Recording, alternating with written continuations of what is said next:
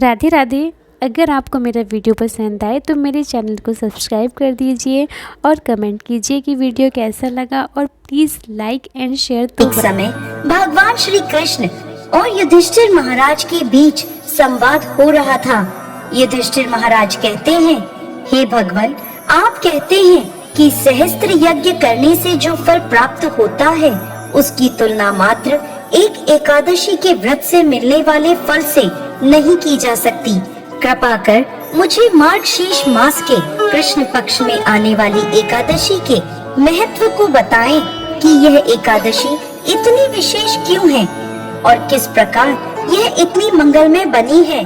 इसके उत्तर में भगवान श्री कृष्ण कहने लगे, मार्गशीर्ष मास में कृष्ण पक्ष में आने वाली एकादशी पर एक भक्त को एकादशी व्रत करना प्रारंभ करना चाहिए। इसे उत्पन्ना एकादशी कहते हैं। इस प्रकार भगवान ने उत्पन्ना एकादशी की व्रत कथा शुरू करी। सतयुग में एक समय मूल नाम का एक अत्यंत भयानक दानव रहता था, जिसने अपने क्रोध और बाहुबल से स्वर्ग के राजा इंद्र सहित समस्त देवताओं को पराजित करके अपने नियंत्रण में कर लिया था। इसलिए इस स्थिति में मुक्ति प्राप्त करने हेतु ब्रह्मा जी की अध्यक्षता में सभी देवता भोलेनाथ के पास पहुँचे और स्वयं को बचाने के लिए भोलेनाथ से प्रार्थना करने लगे। तब भगवान शिव बोले, हे देवराज इंद्र, इस घोर कष्ट की स्थिति में आपको केवल भगवान श्री हरि मुक्ति प्रदान करा सकते हैं। इसलिए आप उनकी शरण में जाइए, वो अवश्य आपको संरक्षण प्रदान करेंगे। यह सुनकर सभी देवगण भगवान श्री हरि की शरण में क्षीर सागर पहुँचे। वहां जाकर उन्होंने भगवान विष्णु से प्रार्थना करी और कहने लगे, हे कमल नयन, हे मधुसूदन, आप सर्वज्ञ हैं।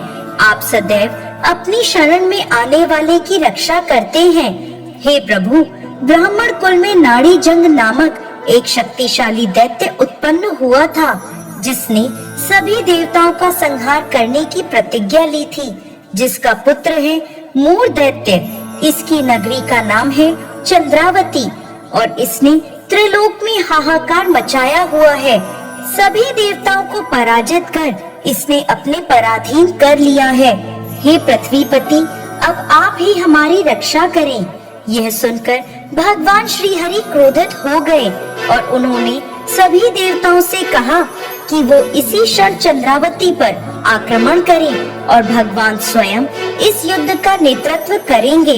जब मूर दैत्य ने सभी देवताओं को अपने नगर की ओर आते हुए देखा तो वो अपने सैनिकों के साथ गर्जना करता हुआ आगे बढ़ा। भगवान और मूर दैत्य के बीच भयंकर युद्ध हुआ। मूर दैत्य ने अपनी मायावी शक्तियों का प्रयोग किया और भगवान श्री हरि उसे परास्त कर रहे थे। इस प्रकार देवताओं के 1000 वर्ष तक यह युद्ध चलता रहा। इसके बाद भगवान ने अपनी एक दिव्य लीला प्रकट करी। भगवान अचानक युद्ध क्षेत्र से अदृश्य हो गए और बद्रिका आश्रम में चले गए।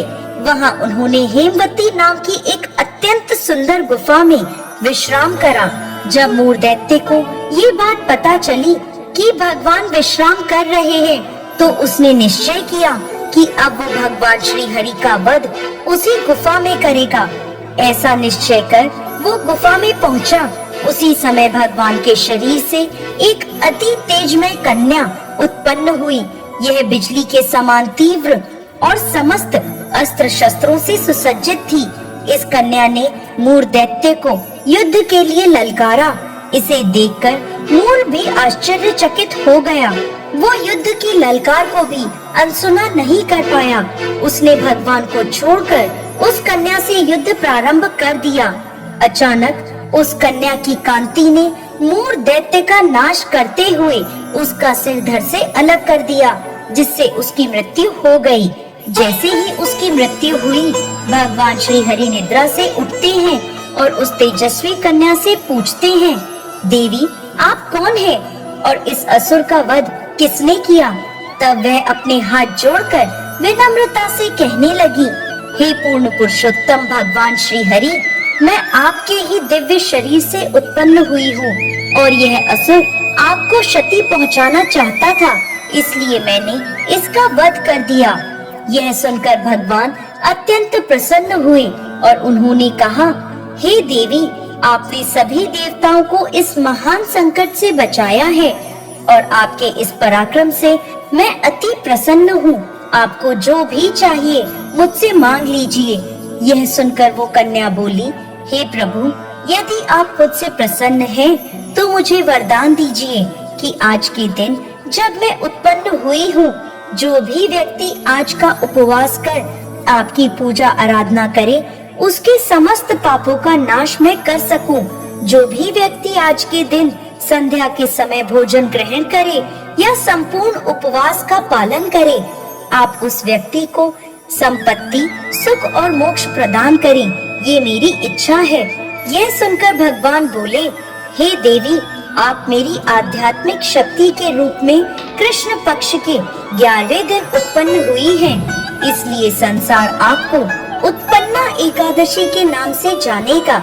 इसके बाद से हर माह के 11वें दिन को एकादशी के नाम से जाना जाएगा, जो मेरा अति प्रिय दिन होगा।